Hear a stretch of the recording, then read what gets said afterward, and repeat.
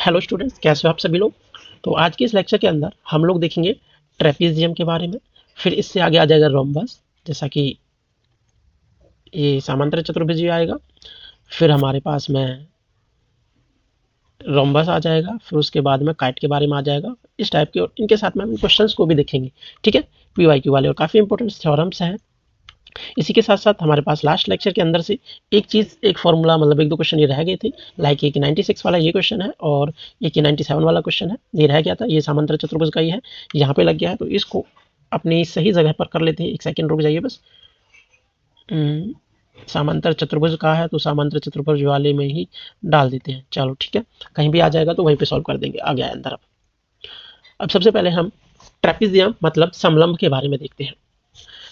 चतुर्भुज ABCD की सम्मुख भुजाएं AB और CD एक युग्म समांतर है। जैसे हमारे पास में यहाँ पे दिखाई दे रहा है, ये ABCD ये एक चतुर्भुज है। चतुर्भुज मतलब जिसके चार साइडें, चार कोण और चार ही वर्टेक्स होते हैं, उसको हम चतुर्भुज कहते हैं। स्टार्टिंग में भी बताया हुआ है मैंने।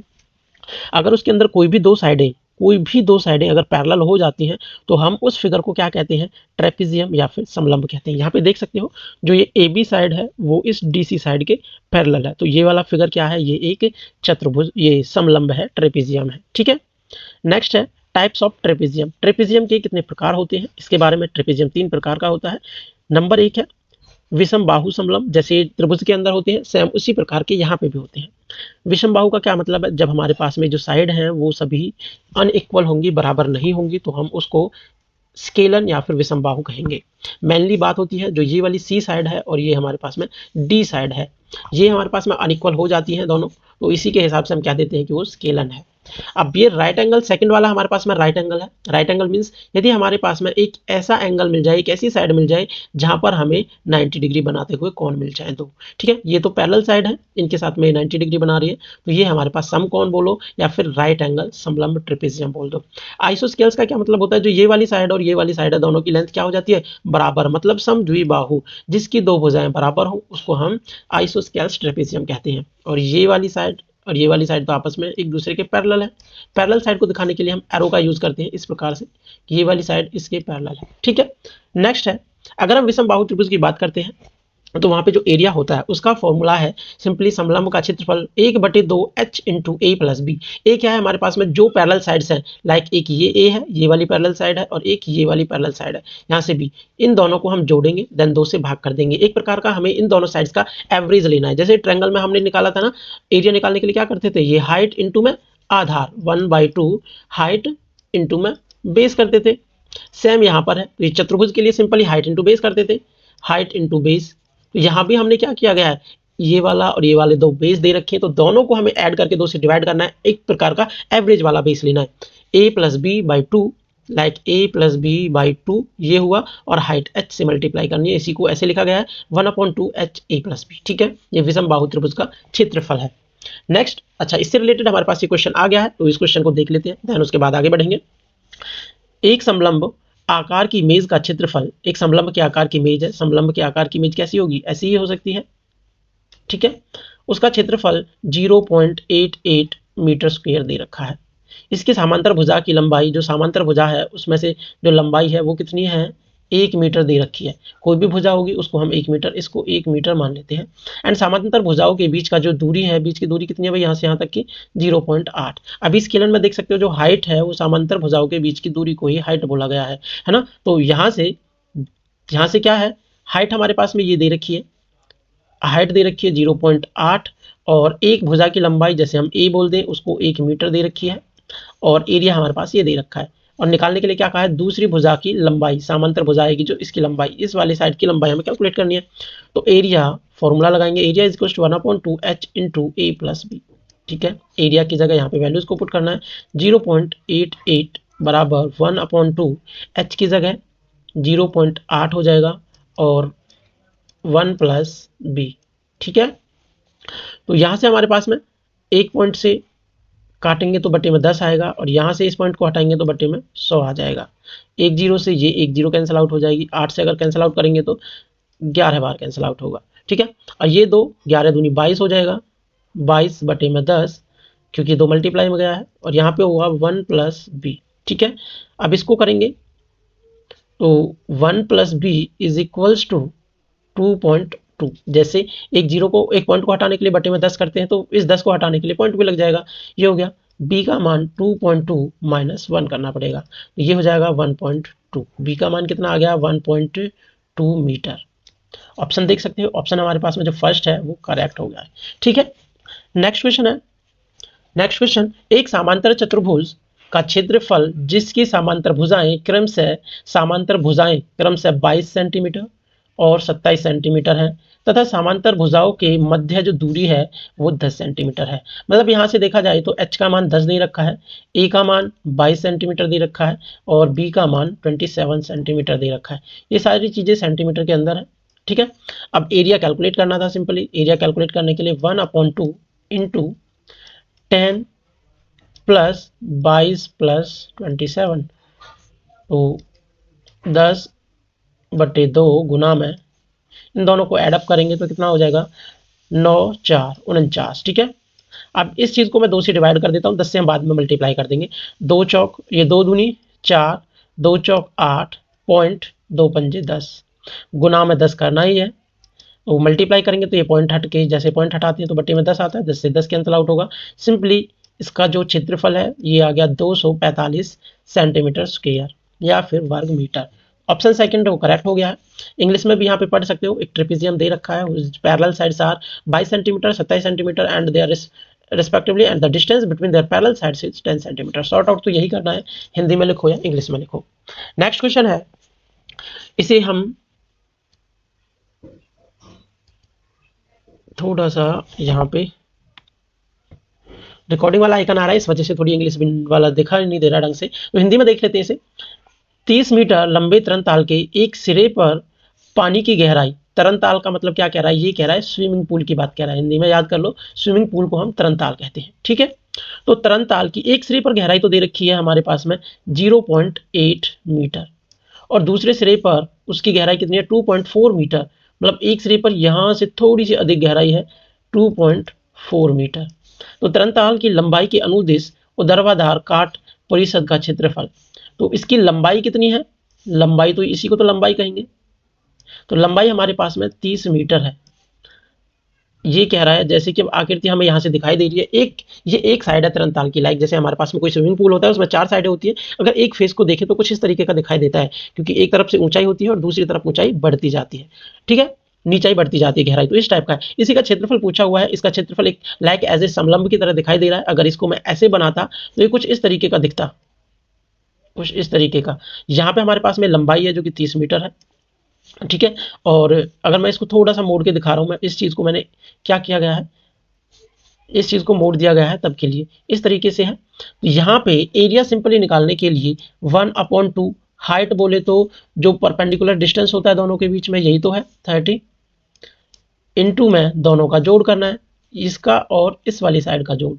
0.4 मीटर को 0.8 मीटर में ऐड करेंगे तो 3.2 मीटर आ जाएगा। ठीक है भाई, 2 से कट करो, इस चीज को 2 से कट करेंगे तो 1.6 आएगा और 30 की और इसकी मल्टीप्लाई करनी है सिंपली।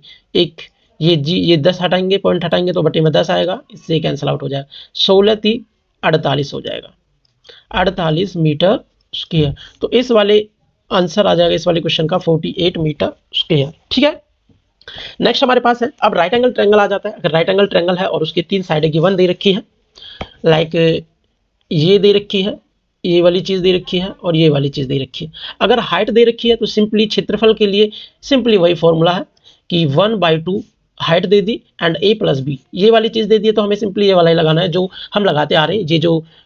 ये हमारे पास में विषम बाहु वाला है, इसे हम एज ए वो मान के चल सकते हैं कि रामबाण। अगर ये सारी चीजें दे रखी है तो ये लगाना है। बाय द वे कई बार ऐसा होता है 2 साइडें दे देता है, ये 3 साइडें ए बी और सी, तब के केस में हमें फिर हाइट कैलकुलेट करनी पड़ जाती है। तो यहाँ पर जैसे मैंने लिखा भी हुआ है, यहाँ पर हाइट निकालनी पड़ जाती है। तो हाइट निकालेंगे, लाइक वैसे अगर मैं इसे समझाने की बात करूं तो ऐसे बनता है, यहां से यहां तक टोटल जो ये लेंथ है, यहाँ पे नीचे वाली जो टोटल लेंथ है ये टोटल तो b है, लेकिन जो मैंने अगर सीधी लाइन खींची है तो यहाँ से लेकर यहाँ तक ये a बची और ये वाला कितना पार्ट बचेगा, b में से a को घटा देंगे तो ये बचेगा b - 1, ऐसे करके बचेगी। तो यहाँ पे हम पाइथागोरस थ्योरम लगाते हैं, अप्लाई करते हैं। पाइथागोरस थ्योरम जैसे ही अप्लाई करते हैं तो h का फॉर्मूला आता है कि h स्क्वायर जो परपेंडिकुलर का स्क्वायर बराबर आ जाता है इस हाइपोटेनस का स्क्वायर माइनस बेस का स्क्वायर, जैसा कि यहाँ पे लिखा दिख रहा है। h निकालने का ये एक तरीका है, सी स्क्वायर माइनस बी माइनस ए का स्क्वायर। बी यहाँ पर क्या है बेटा, बी बड़ी वाली साइड को बी बोला गया है, दिख रहा है ना, बी बड़ी वाली साइड है और ए यहाँ पर छोटी साइड है। यहाँ पे लिख भी सकते हैं जो बी है वो ग्रेटर देन है ए से। सिंपली जो सी स्क्वायर माइनस बी माइनस ए का होल स्क्वायर करना पड़ेगा, स्क्वायर रूट के अंदर h निकल जाएगा। ठीक है, फिर है अगर हमारे पास में समद्विबाहु समलंब की बात करते हैं, यदि दो भुजाएं बराबर हैं, लाइक ये जितनी है उतनी ही ये है, यहाँ पे भी सेम ऐसे ही बन जाएगा। इधर की जितनी साइड होगी इधर की भी इतनी ही साइड होगी। लास्ट वाले क्वेश्चन में अभी क्या देखा हमने, जो ए की तरफ था तो बी माइनस ए निकला था, अब इसके अंदर दोनों तरफ निकल के आ रही है, ये वाली साइड भी आ रही है, ये वाली भी साइड आ रही है, तो दोनों तरफ बी माइनस ए तो हो नहीं सकते, तो दोनों ये वाली मिलाकर और ये वाली मिलाकर, ये दोनों मिलाकर बी माइनस ए होगा, तो यहाँ पे आधी बचेगी तो बी माइनस ए बाई 2 हो जाएगा। वही सिमिलरली एच निकालने का तरीका क्या है, एच स्क्वायर बराबर सी स्क्वायर माइनस बी माइनस ए का होल स्क्वायर, यहाँ पे दिखाई दे रहा है आप लोगों को। फिर इसके बाद में इसका स्क्वायर ओपन करेंगे तो बी माइनस ए का होल स्क्वायर अपॉन में 4 आ जाएगा A2, और एच निकालेंगे तो अंडर रूट एच का मान यहाँ भी निकालना पड़ेगा, कोई भी क्वेश्चन आएगा तो। यहाँ पर है नेक्स्ट क्वेश्चन देख लेते हैं। समलंब चतुर्भुज की दो समांतर भुजाएं 60 और 77 सेंटीमीटर है तथा अन्य दो भुजाएं 25 सेंटीमीटर और 26 सेंटीमीटर है, तो समलंब चतुर्भुज का क्षेत्रफल कैलकुलेट करना है। जो समलंब चतुर्भुज है उसका हमें क्षेत्रफल कैलकुलेट करना है। लाइक पिछले वाले क्वेश्चन की तरह है, ये कुछ इस तरीके से, यहाँ पे ये समलंब बना है, एक हमारे पास 60 डिग्री है, नीचे वाली 77 डिग्री है, यहाँ पे ये वाली 25 है और ये हमारे पास में 26 है। हाइट निकालना है और ये हमारे पास में क्या है, ये एक विषम बाहु है, सॉरी ये ट्रायंगल एक विषम बाहु ट्रायंगल की तरह है, तो विषम बाहु वाले के लिए एच हमें कैलकुलेट करनी पड़ेगी, और एच कैलकुलेट करने के लिए यहाँ पे जो ये वाली साइड है और जो ये वाली साइड है ये दोनों बराबर नहीं हो सकती, क्योंकि ये एक विषम बाहु है। जब हम समबाहु की समद्विबाहु की बात कर रहे थे तो मैंने बताया कि जितनी ये होगी उतनी ही यहाँ पे भी साइड आएगी, है ना। और इसके अंदर जो राइट एंगल ट्रेपेजियम है उसके अंदर केवल एक ही जगह होती है, तो बी माइनस ए हो जाती है सिंपली। लेकिन जो विषम बाहु त्रिभुज होता है, ये वाली साइड और ये वाली साइड आपस में बराबर नहीं होती, इस वजह से हमारे पास में नीचे वाले जो बेस हैं यहाँ पे और यहाँ से बनेंगे वो भी इक्वल नहीं होंगे। ठीक है, एच का मान निकालेंगे दोनों साइड से, और दोनों साइड से एच जब हम इक्वल रखेंगे तब जाके ये वाला क्वेश्चन सॉर्ट आउट होगा। ऐसा करते हैं, इस क्वेश्चन को हम लास्ट के लिए फॉरवर्ड कर देते हैं, देन इसको बाद में देखेंगे, है ना। काफी अच्छा क्वेश्चन है, लास्ट में करेंगे। नेक्स्ट क्वेश्चन हमारे पास, नेक्स्ट क्वेश्चन से पहले इस क्वेश्चन समांतर चतुर्भुज आने से पहले हम जो लास्ट लेक्चर के अंदर कुछ क्वेश्चंस बच गए थे ये वाले कर लेते हैं। यहाँ पर है एक आयत का विकर्ण 8 सेंटीमीटर तथा उसकी एक भुजा व विकर्ण के बीच का कोण कितना दे रखा है, 30 डिग्री दे रखा है। मान लो ये एक क्या है भाई, ये एक आयत है और ये हमारे पास एक विकर्ण है, कह रहा है विकर्ण की लंबाई 8 सेंटीमीटर है। एक भुजा, लाइक ये भुजा मान लो, ये वाली भुजा, और इस विकर्ण के बीच का जो एंगल है वो कितना है, 30 डिग्री है। यहाँ पे 90 डिग्री का एंगल बनेगा कि नहीं बनेगा, बन गया। तो मैंने जब मैं आयत वाला चैप्टर बता रहा था, जब मैंने बताया था जो विकर्ण होता है, ये वाला विकर्ण है, विकर्ण किसी भी त्रिभुज को दो सर्वांग किसी भी आयत को दो सर्वांग सम त्रिभुजों में कन्वर्ट करता है। मतलब इस त्रिभुज का और इस त्रिभुज का जो क्षेत्रफल आएगा वो दोनों का बराबर होगा, इसका और इसका, जो इसका आएगा वही इसका आने वाला है। ठीक है, तो त्रिभुज का क्षेत्रफल निकालने के लिए सिंपल सी बात है, अब ये परपेंडिकुलर त्रिभुज है, 90 डिग्री वाला त्रिभुज बनता है, तो इसका एरिया निकालने के लिए 1/2 बेस इंटू हाइट निकालनी पड़ेगी, तभी तो एरिया निकलेगा। और टोटल का निकालना है तो वो ही 2 से मल्टीप्लाई करते हैं, सिंपली हमारे पास बेस इंटू हाइट जो कि आयत का क्षेत्रफल होता है। तो लेकिन बेस एंड हाइट हमें दे नहीं रखी, बट हमने भी ट्रिग्नोमेट्री पढ़ी हुई है, एंगल के सामने वाला जो भी पार्ट होता है, अगर नहीं भी पढ़ी है तो हम पढ़ाएंगे आगे चल के ट्रिग्नोमेट्री, अभी के लिए कर लेते हैं, और पढ़ रखी होगी आशा करता हूँ। तो ये 30, ये तो हाइपोटेनस हो जाता है, मतलब ये परपेंडिकुलर हो जाता है जिसको हम हाइट कह रहे हैं, और ये यहाँ पर बेस हो जाता है, हाइपोटेनस नहीं है ये परपेंडिकुलर है, इसको हम बेस इंटू परपेंडिकुलर ही लिख लेते हैं एरिया को।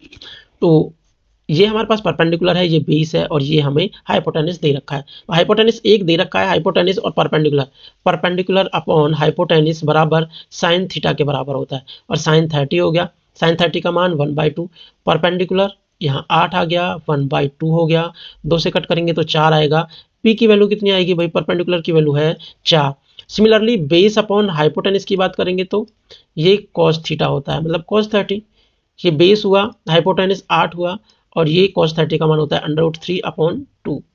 कट करेंगे 4, बेस का मान आया 4√3। ठीक है, तो यहां से जब एरिया की बात करेंगे तो 4 गुना में 4√3, 4 चौक 16 √3 सेंटीमीटर स्क्वायर। ठीक है, काफी अच्छा क्वेश्चन है और ऑप्शन नंबर सेकंड यहाँ से करेक्ट हो जाता है। काफी अच्छा, जिसको हम कहते हैं बहुत बढ़िया क्वेश्चन है। नेक्स्ट इसी टाइप के क्वेश्चन आगे भी आ सकते हैं, देखने के लिए मिल सकते हैं। यदि लेक्चर आप लोगों को पसंद आ रहा है तो अपने दोस्तों के साथ इसे जरूर शेयर कीजिए, आप लोगों के साथ साथ, ताकि दूसरों का भी भला हो सके और दूसरे भी एस्टेट क्वालिफाई कर सके। ठीक है, नेक्स्ट क्वेश्चन हमारे पास है। नेक्स्ट क्वेश्चन 97 है। 97, एक बगीचा। ये काफी अच्छा क्वेश्चन है, कैलकुलेटिव दिखाई दे रहा है, लेकिन हम इसको थोड़ा सा कैलकुलेटिव कम करते हुए ट्राई करेंगे कि कम कैसे करें इसकी कैलकुलेशन को। ठीक है, यहाँ पे है एक बगीचा 84 मीटर लंबा और 64 मीटर चौड़ा है। अगर आप लोगों ने लास्ट लेक्चर नहीं देखा है तो उसे जरूर जाके देखें, क्योंकि आयत वाले जो क्वेश्चन थे हमने वहां पे कराए थे। ठीक है, और फॉर्मूले भी बताए थे। इतना ये लंबाई हो चुकी है 84 और 64 हो गया इसकी चौड़ाई। इसके अंदर चारों ओर एक रास्ता है जिसका क्षेत्रफल 1632 वर्ग मीटर है। उस रास्ते का क्षेत्रफल कैलकुलेट करना है। इस प्रकार से हमारे पास में कोई बगीचा है जिसके चारों ओर पास ऐसे कोई क्षेत्रफल बनाया हुआ है। इस जो साइड है इसकी चौड़ाई हम x मान लेंगे, x इसकी चौड़ाई है, इधर भी x हो जाएगी, तो अंदर वाले इस पार्ट की जो चौड़ाई है वो कितनी आएगी। वैसे तो टोटल की 64 थी, तो 64 में से एक x इधर वाला घटेगा और एक x इधर वाला घटेगा, तो यहाँ पे आएगा 64 - 2x। ठीक है, अंदर वाले पार्ट की, इसकी बात कर रहा हूं मैं। ठीक है, और बाहर वाले जो इसकी लंबाई की बात करें तो यहाँ पे जैसे चौड़ाई के लिए 64 आया है और लंबाई के लिए क्या आ जाएगा, 84 - 2x आ जाएगा। बात आ रही है समझ में। तो अब बाहर वाले जो ये वाला पार्ट है, जो एरिया जिसका हमें कैलकुलेट करना है, वो हमें दे भी रखा है। कितना दे रखा है, 1632 दे रखा है। इसी के हिसाब से हमें रास्ते की जस्ट चौड़ाई कैलकुलेट करनी है। जो रास्ता है वो x मीटर चौड़ा है, मतलब हमें x का मान ही कैलकुलेट करना है। ये तो समझाने वाली बात हुई। अब करना क्या है, सिंपली टोटल बाहर वाले इसका एरिया निकालेंगे, एरिया 1, और इसमें से हम एरिया 2 को घटा देंगे। That means area 1 minus area 2 कितना आ रहा है, 1632 आ रहा है, जो कि इस वाले पार्ट का एरिया है जो हमें दे रखा है। एरिया 1 बोले तो 84 गुना में 64 आयत का क्षेत्रफल हो गया, और एरिया 2 की बात करें तो ये अंदर वाला पार्ट है, एक ये चौड़ाई है, ये लंबाई है, इनकी गुना कर देंगे। 84 - 2x इंटू में 64 - 2x, ये है 1632। ये 84 गुना में 64 माइनस इनकी मल्टीप्लाई करेंगे तो 84 गुना 64, फिर इसकी इसमें मल्टीप्लाई करूंगा तो माइनस तो इसकी वजह से आएगा, लेकिन यहाँ भी माइनस है, प्लस कर देगा। ये हो जाएगा 100, ये 8 दूनी 16, 9, ये 17 हो जाएगा, 2 चौक 8, 2 छिक्के 12, ये 2 अट्ठे 16, सॉरी। तो हमारे पास 168x हुआ, प्लस में 64 की और इसकी करेंगे तो ये 128x हो जाएगा, माइनस ये 2x और 2x की मल्टीप्लाई करेंगे तो ये 4x स्क्वायर हो जाएगा, बराबर 1632। ठीक है, ये दोनों सिमिलर हैं, ये कैंसिल आउट हो जाएंगी। इन दोनों को ऐड करेंगे तो 8 और 8 16, 8 और 1 9, 196 माइनस 4x स्क्वायर बराबर 1632। इसको थोड़ा सा और सॉल्व करेंगे, इस 4 को दूसरी 4x स्क्वायर आएगा एंड माइनस 96x आ जाएगा, प्लस में 1632 आएगा, बराबर 0। 4 से डिवाइड कर दो भाई, x स्क्वायर माइनस 4 चौक 16, 4 9 36x, ये 4 चौक 16 हो गए, 4 9 36, प्लस ये सॉरी यहाँ पर हमारे पास में 296 आएगा, यहाँ पे थोड़ी सी मिस्टेक हो गई है।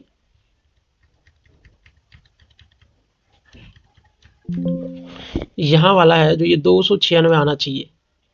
ठीक है, इनको जोड़ेंगे तो 296 आने वाला है। 296x माइनस ये प्लस 1632 बराबर 0। 4 से करेंगे तो x स्क्वायर माइनस ये 4 से करूंगा 4 4 7 28, एक बचा, 4 चौक 16 x प्लस का 4 चौक 16, 0 4 8 32 0। अब हमारे पास देखो, जब हम इस चीज को सॉर्ट आउट करेंगे, सॉल्व करेंगे, तो हमारे पास लेंथ और ब्रेथ निकल के आएगी। यहां से सिंपल सी बात है, अगर हम 408 ये है, इसको ऐसे फैक्टर्स के रूप में तोड़ें ताकि उन दोनों का जोड़ है वो 74 आना चाहिए। लेकिन ऑप्शन से अगर हम चेक करें इसका अगर मैं फैक्टर कैलकुलेट करने की कोशिश करूं, क्या 5 इसका फैक्टर दिखाई दे रहा है? नहीं दे रहा, क्योंकि 5 0 और 5 होता लास्ट में तभी फैक्टर होता। 10 इसका फैक्टर है? नहीं है, इससे भी नहीं होगा डिवाइड। अब 6 की बात करते हैं और 8 की बात करते हैं केवल, तो 6 से देखेंगे, 6 से इसको डिवाइड कर सकते हैं, एक 6 आएगा और एक आएगा, 6 से 36 बार जाएगा, फिर 6 अट्ठे 48 बार जाएगा। इन दोनों को जोड़ेंगे तो कितना आ जाएगा भाई? 74 आ जाएगा। वैसे तो देखा जाए तो आंसर हमारे पास में यही है सेकंड, क्योंकि इनका जोड़ 74 आ रहा है। लेकिन मैं 8 वाले के अकॉर्डिंग भी बता देता हूँ, ये 8 आएगा, 8 पंजे 40 आएगा और 8 एकम 8, इन दोनों को जोड़ेंगे तो ये 59 आएगा। मिडल वाले के बराबर नहीं आ रहा है, मतलब ये तो इसका सॉल्यूशन नहीं है। दैट मीन्स ये भी इसका सॉल्यूशन नहीं है। ज़्यादा कंप्लीटली सॉल्व करने की नीड नहीं पड़ी है, हमने इसको एज इट इज कर लिया है। ठीक है, नेक्स्ट क्वेश्चन पे चलते हैं। नेक्स्ट हमारे पास है समांतर चतुर्भुज। समांतर चतुर्भुज के बारे में क्या चीजें हैं? एक चतुर्भुज जिसमें प्रत्येक भुजाओं का सम्मुख युग्म समांतर होगा। सम्मुख युग्म की बात कर रहे हैं, सम्मुख मतलब सामने वाली भुजाएं, अपोजिट साइड्स की बात कर रहे हैं। ये नहीं, अपोजिट साइड्स होती हैं जो क्वाड्रिलेटरल की, अगर वो पैरेलल हैं, समांतर हैं, तो हम उस चतुर्भुज को कैसा चतुर्भुज कहते हैं? समांतर कहते हैं, या फिर हम उसे पैरेललोग्राम कहते हैं। यहाँ पे लिखा दिख रहा है, पैरेललोग्राम के बारे में पढ़ रहे हैं। यहाँ पे देखो, ये वाली साइड है इसके पैरेलल है, ये वाली साइड है इसके पैरेलल है। ऐसे ही यहाँ पे ये वाली साइड इस साइड के पैरेलल है। तो ऐसे ही ये हमारे पास सारे के सारे क्या है? एक प्रकार के चतुर्भुज हैं।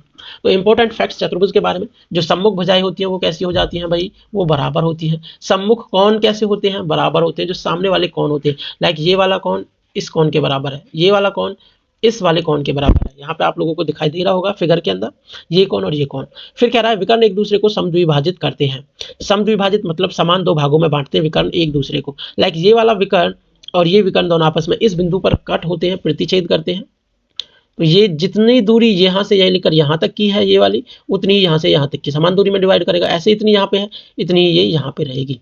ठीक है, ये भी बात आ गई समझ में। आसन्न कोणों का योग 180 डिग्री। आसन्न कोण मतलब जो एडजेसेंट कोण होते हैं। एडजेसेंट कोण मतलब जैसे ये पड़ोसी कोण, एक ये हो गया, ये हो गया, इन दोनों को जोड़ दो, या फिर एक ये हो गया और एक ये वाला कोण हो गया।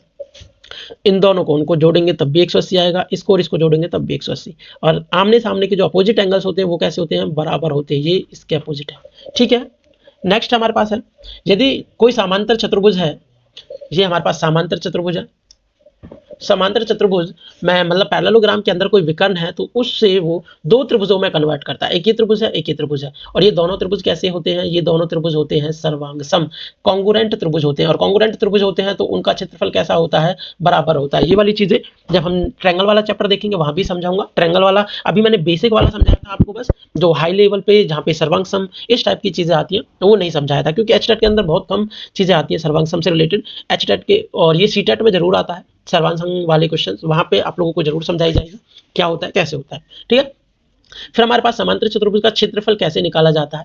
समांतर चतुर्भुज का क्षेत्रफल आधार गुना ऊंचाई करी जाती है। लाइक ये हमारे पास एक ये भी बी है, ये भी बी है, ट्रेपेजियम की तरह भी देख सकते हैं, क्योंकि ये दोनों बी हैं, दोनों को 2b हो जाएगा, अपॉन 2 करेंगे तब भी बी ही आने वाला है। तो इसको जोड़ के 2 से भाग करने की नीड नहीं होती है सिंपली। और हाइट हमारे पास कितनी है? h दे रखी है। क्षेत्रफल कितना हो जाएगा? बेस इंटू हाइट हो जाएगा, आधार गुना ऊंचाई हो जाएगा। ठीक है, बेस इंटू हाइट इसका क्षेत्रफल हो जाएगा।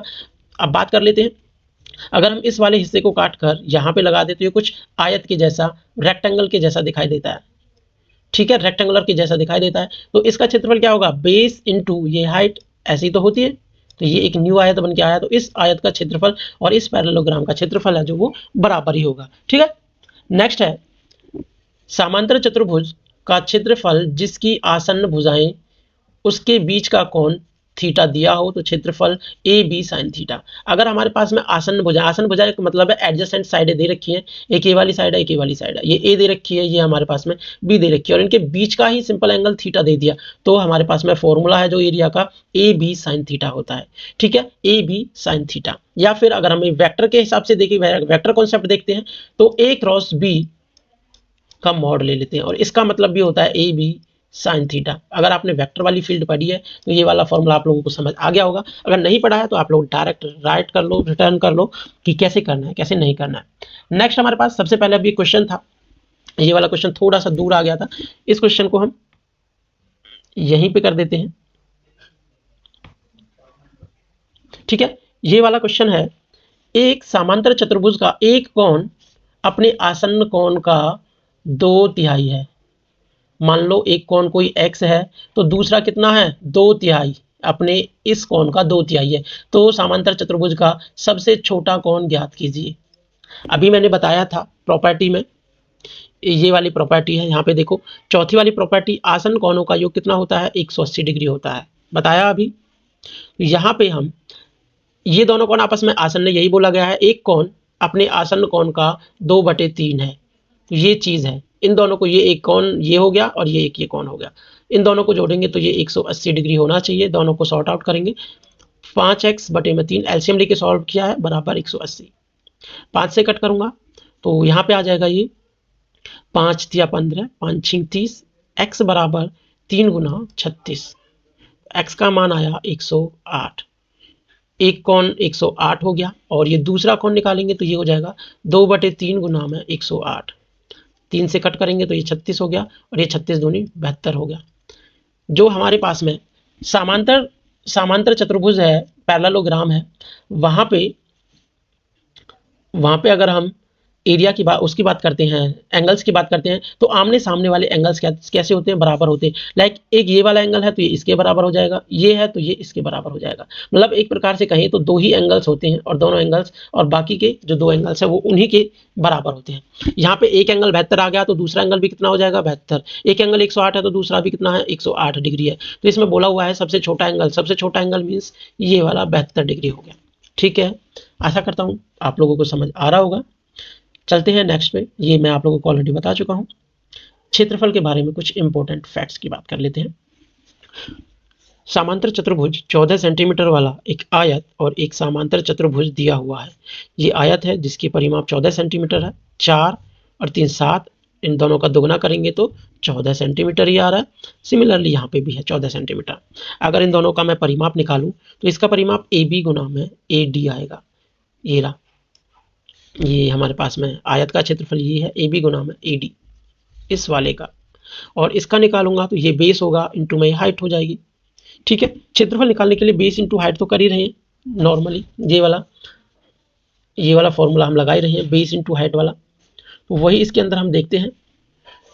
तो यहाँ से हमें पता चलता है कि जो समांतर चतुर्भुज का क्षेत्रफल होता है वो छोटा होता है रेदर देन इससे आयत के क्षेत्रफल से। क्यों होता है छोटा? क्योंकि देखो AB तो दोनों में कॉमन है। अगर हम अब बड़ी AB अगर ये दो चीज़ें तो अभी बराबर है ही, अगर यहाँ पे कोई छोटी साइड हम मल्टीप्लाई कर दें और यहाँ पे कोई बड़ी साइड मल्टीप्लाई कर दें तो बड़ा कौन सा होगा? यही वाला होगा जिसकी तरफ हमने बड़ी मल्टीप्लाई करी है। तो यहाँ पे देख सकते हो ये हाइट 4 सेंटीमीटर है और ये हाइट 4 हो नहीं सकती क्योंकि ये 4 है, ये कर्ण हमारे पास 4 दे रखा है, तो ये वाला तो छोटा ही रहेगा, हाइपोटेन्यूज है। ठीक है, उस क्षेत्रफल छोटा होता है हमेशा इस टाइप से। ये समांतर चतुर्भुज के कुछ इंपॉर्टेंट फैक्ट्स हैं। जैसा कि मैंने ऊपर ही बताया था, विकर्ण उसे दो कॉन्ग्रुएंट ट्रायंगल्स में बदलता है और सम्मुख भुजाएं बराबर होती हैं, ये वाली चीज़ है। अगर सम्मुख भुजाएं बराबर हैं तो हमारे पास में वह एक समांतर हो जाता है, ये भी है। इनको आप लोग इजीली देख सकते हो। ठीक है, ये थ्योरम से स्क्रीनशॉट ले सकते हो। फिर हम आगे चलते हैं समचतुर्भुज के ऊपर। वैसे लेक्चर काफ़ी बड़ा होता जा रहा है, अगर हम इस चीज़ को नेक्स्ट लेक्चर में देखें तो मेरे ख्याल से काफ़ी अच्छा होगा, है ना। चलो इसके बाद की जो भी चीज़ें हम नेक्स्ट लेक्चर में देखेंगे। आज के